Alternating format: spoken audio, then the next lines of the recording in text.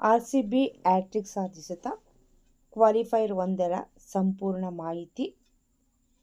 IPL 2026ರ ಕೊನೆಗೆ ಅಂದರೆ final ಬಂದಂಥ 4 ತಂಡಗಳು ಯಾವುವು? RCB versus GT ಧರ್ಮಶಾಲಾದಲ್ಲಿ ಮಹಾಸಮರ. ಇವುಗಳನ್ನು ಒಳಗೊಂಡಿರುವಂಥ ವಿಡಿಯೋಗಳು ಇಂದಿನ ಕ್ರಿಕೆಟ್ ವಿಶ್ಲೇಷಣೆಯೊಂದಿಗೆ ಆರಂಭಿಸೋಣ. ಅದಕ್ಕೂ ಮೊದಲು ನಾವು ಶ್ರೀ ಕಲ್ಪತರು ಮಡಿಲಲ್ಲಿ ಸೇವಾಶ್ರಮ ನಮ್ಮ ಈ ಮಾಧ್ಯಮಕ್ಕೆ ತಮಗೆಲ್ಲರಿಗೂ ಸ್ವಾಗತ ಸುಸ್ವಾಗತ. ನಾನು ನಿಮ್ಮ ಮನೆ ಮಗಳು. ಈ ಮಾಧ್ಯಮವನ್ನು ಇನ್ನು ಯಾರು ಚಂದಾದಾರರಾಗಿಲ್ಲವೋ ದಯವಿಟ್ಟು ಚಂದಾದಾರರಾಗಿ, ಅಂದರೆ ಸಬ್ಸ್ಕ್ರೈಬ್ ಮಾಡ್ಕೊಳ್ಳಿ ಎಂದು ಹೇಳುತ್ತಾ ನಾನು ಈ ಇಂದಿನ ದೃಶ್ಯವನ್ನು ಆರಂಭಿಸುತ್ತಿದ್ದೇನೆ. ಲೀಗ್ ಹಂತದ 70 ಪಂದ್ಯಗಳು ಮುಕ್ತಾಯವಾಗಿದೆ. ಈ 70 ಪಂದ್ಯಗಳಲ್ಲಿ ಆಡಿರುವಂತಹ ಟಾಪ್ 4 ತಂಡಗಳು ಯಾವುದು ಅಂದರೆ, ಮೊದಲನೇ ಸ್ಥಾನದಲ್ಲಿ RCB. ಹಾಲಿ ಚಾಂಪಿಯನ್ಸ್ RCB 14 ಪಂದ್ಯಗಳಲ್ಲಿ 9 ಗೆಲುವಿನೊಂದಿಗೆ 18 ಅಂಕ ಹಾಗೂ 0.783 ಅತ್ಯುತ್ತಮ ರನ್ ರೇಟ್ನೊಂದಿಗೆ ಅಗ್ರಸ್ಥಾನದಲ್ಲಿದೆ. ಗುಜರಾತ್ ಸಹ 18 ಅಂಕಗಳನ್ನು ಪಡೆದಿದೆ.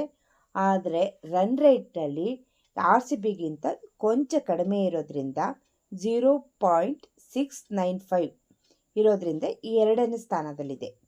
ಸನ್ರೈಸರ್ಸ್ ಹೈದರಾಬಾದ್ ಇದು 18 ಅಂಕಗಳನ್ನು ಪಡೆದಿದೆ. ಆದರೆ ಇದು ಗುಜರಾತ್ ಟೈಟನ್ಸ್ಗಿಂತ ಸ್ವಲ್ಪ ಕಡಿಮೆ ರನ್ ರೇಟ್ ಪಡೆದಿರೋದ್ರಿಂದ ಇದು 3ನೇ ಸ್ಥಾನದಲ್ಲಿದೆ. ರಾಜಸ್ಥಾನ್ ರಾಯಲ್ಸ್ ಇದು 4ನೇ ಸ್ಥಾನ.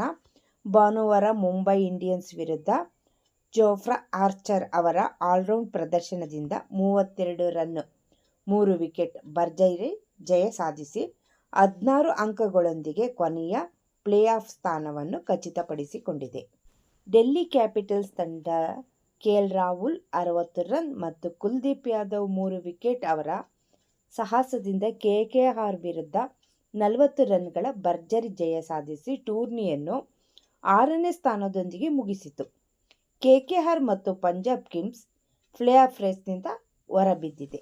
ಮುಂಬರುವ ಪ್ಲೇ ಆಫ್ ವೇಳಾಪಟ್ಟಿ ಯಾವ ಥರ ಇರುತ್ತೆ ಅಂದರೆ, qualifier 1 royal Challengers Bengaluru versus Gujarat Titans ನಡುವೆ ನಡೆಯುತ್ತೆ.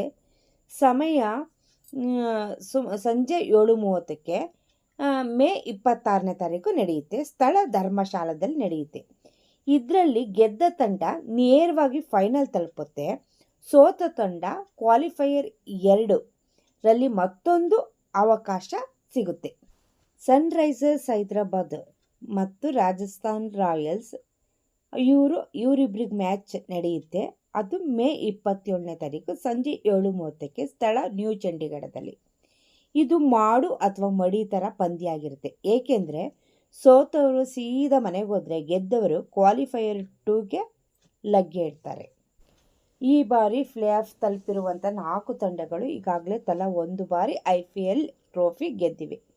ಅದು ಯಾವಾಗ ಅಂದರೆ RCB 2025ರಲ್ಲಿ, GT 2022ರಲ್ಲಿ, SRH 2014ರಲ್ಲಿ, RR 2008ರಲ್ಲಿ. ಆದ್ದರಿಂದ ಈ ಬಾರಿ ಯಾರು ಗೆದ್ದರೂ ಅದು ಅವರ 2ನೇ IPL ಟ್ರೋಫಿ ಆಗಿರುತ್ತದೆ. ಧರ್ಮಶಾಲಾದ Himachal Pradesh cricket association HPCA ಕ್ರೀಡಾಂಗಣದಲ್ಲಿ ನಾಳೆ ನಡೆಯಲಿರುವ ಕ್ವಾಲಿಫೈಯರ್ 1 ಪಂದ್ಯದಲ್ಲಿ ಗುಜರಾತ್ ಟೈಟನ್ಸ್ ವಿರುದ್ಧ RCB ಗೆಲ್ಲುವ ಸಾಧ್ಯತೆಗಳು ಹೆಚ್ಚಿವೆ. ಅದು ಹೇಗೆ ಅಂದರೆ, ಧರ್ಮಶಾಲಾದ ವಿಶಿಷ್ಟ ಹವಾಮಾನ ಮತ್ತು ಪಿಚ್ ಪರಿಸ್ಥಿತಿಗಳು ಪಂದ್ಯದ ಚಿತ್ರಣವನ್ನು ಬದಲಾಯಿಸಬಲ್ಲವು. ವಿಶ್ಲೇಷಣೆಯ ಪ್ರಕಾರ RCB ಪರವಾಗಿರುವ ಪ್ಲಸ್ ಪಾಯಿಂಟ್ಗಳು ಮತ್ತು ಎದುರಿಸಬೇಕಾದ ಸವಾಲುಗಳು ಯಾವುದು ಅಂದರೆ, RCB ಗೆಲುವಿನ ಸಂಭವ ಹೆಚ್ಚಿರಲು ಪ್ರಮುಖ ಕಾರಣಗಳು: RCB ಟೇಬಲ್ ಟಾಪರ್ ಆಗಿ ಪ್ಲೇ ಆಫ್ ಪ್ರವೇಶಿಸಿದೆ. ತಂಡದ ಬ್ಯಾಟಿಂಗ್ ಮತ್ತು ಬೌಲಿಂಗ್ ಎರಡೂ ವಿಭಾಗಗಳು ಅತ್ಯಂತ ಸಮತೋಲನದಲ್ಲಿವೆ. ಧರ್ಮಶಾಲಾ ಪಿಚ್ ಸಾಮಾನ್ಯವಾಗಿ ವೇಗ ಹಾಗೂ ಬೌನ್ಸ್ಗೆ ಹೆಸರುವಾಸಿ. ಇಲ್ಲಿ ಚೆಂಡು ಬ್ಯಾಟ್ಗೆ ಚೆನ್ನಾಗಿ ಬರುತ್ತದೆ. ವಿರಾಟ್ ಕೊಹ್ಲಿ ಹಾಗೂ RCBಯ ಟಾಪ್ ಆರ್ಡರ್ ಬ್ಯಾಟರ್ಗಳಿಗೆ ಇಂಥ ಪಿಚ್ಗಳಲ್ಲಿ ರನ್ ಗಳಿಸುವುದು ಸುಲಭ. ಅಲ್ಲದೆ ಬ್ಯಾಟರಿ ಲೈನ್ಗಳು ಚಿಕ್ಕದಾಗಿರುವುದರಿಂದ ರನ್ ಮಳೆ ಹರಿಯುವ ಸಾಧ್ಯತೆ ಇದೆ. ಧರ್ಮಶಾಲಾದಲ್ಲಿ ಆರಂಭದಲ್ಲಿ ವೇಗದ ಬೌಲರ್ಗಳಿಗೆ ಸ್ವಿಂಗ್ ಸಿಗುತ್ತದೆ. ಮೊಹಮ್ಮದ್ ಸಿರಾಜ್ ಹೊಸ ಚೆಂಡಿನಲ್ಲಿ ಸ್ವಿಂಗ್ ಮಾಡುವಲ್ಲಿ ನಿಪುಣರಾಗಿದ್ದು, ಆರಂಭದಲ್ಲಿ ಜಿಟಿ ತಂಡದ ಶುಭಮನ್ ಗಿಲ್ ಅಥವಾ ಸಾಯಿ ಸುದರ್ಶನ್ ವಿಕೆಟ್ ಪಡೆದರೆ ಆರ್ಸಿಬಿ ಪಂದ್ಯದ ಮೇಲೆ ಹಿಡಿತ ಸಾಧಿಸಬಹುದು.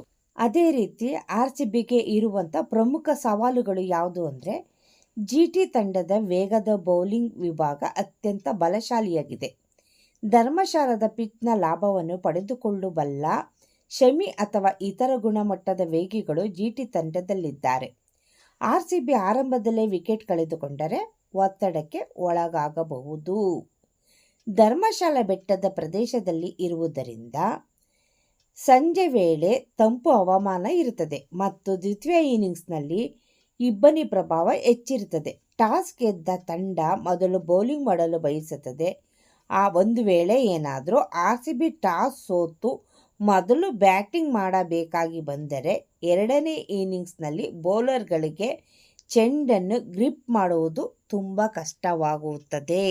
ಸದ್ಯದ ಫಾರ್ಮ್ ಮತ್ತು ಹೈ ಪ್ರೆಷರ್ ಪಂದ್ಯಗಳನ್ನು ನಿಭಾಯಿಸುವ ಸಾಮರ್ಥ್ಯವನ್ನು ನೋಡಿದರೆ ಆರ್ಸಿಬಿ ಗೆಲ್ಲುವ ಸಂಭವ 55% ಇದ್ದರೆ ಜಿಟಿ ಗೆಲ್ಲುವ ಸಂಭವ 45% ಇದೆ.